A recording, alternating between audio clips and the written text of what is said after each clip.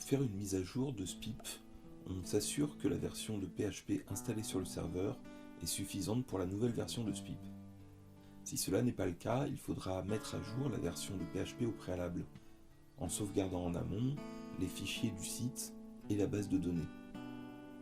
Une base de données n'est compatible qu'avec la version de SPIP où elle est utilisée.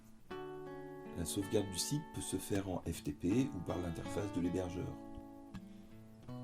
La sauvegarde de la base de données peut se faire par l'interface d'administration de SPIP ou par l'interface de l'hébergeur. Si des logiciels autres que SPIP sont installés sur le serveur, il faut vérifier que la nouvelle version de PHP convient pour tous et ordonner les mises à jour des logiciels de PHP en restant cohérent dans les compatibilités.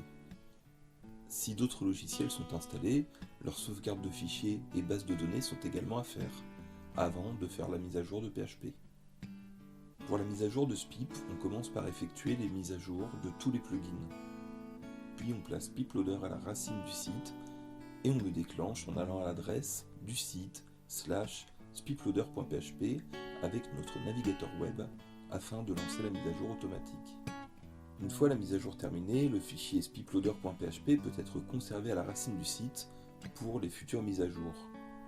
Par défaut, seul l'auteur numéro 1, souvent le webmaster du site, peut effectuer cette mise à jour. Ce paramètre peut se modifier dans le code de SPIP.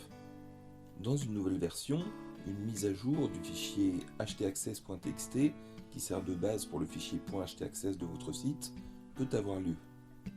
Le rôle d'htaccess est détaillé dans la vidéo tuto installation. Vous pouvez reporter les réglages personnalisés dans la partie réglages personnalisés du nouveau fichier htaccess.txt et renommez-le en .htaccess pour le mettre à jour. Une adaptation de la base de données peut être demandée pour passer à la version suivante. En cas de pépin, vous pouvez utiliser la sauvegarde de votre site et de votre base de données, qui peuvent être réinstallées dans la version antérieure sauvegardée. Pour les erreurs inhérentes à spiploader.php, une documentation existe montrant les problèmes les plus fréquents. Cela est accompagné par la résolution de ces erreurs. Si le problème concerne un souci de changement de version de PHP, vous pouvez revenir à la version antérieure et réordonner les mises à jour des logiciels de PHP en restant cohérent dans les compatibilités.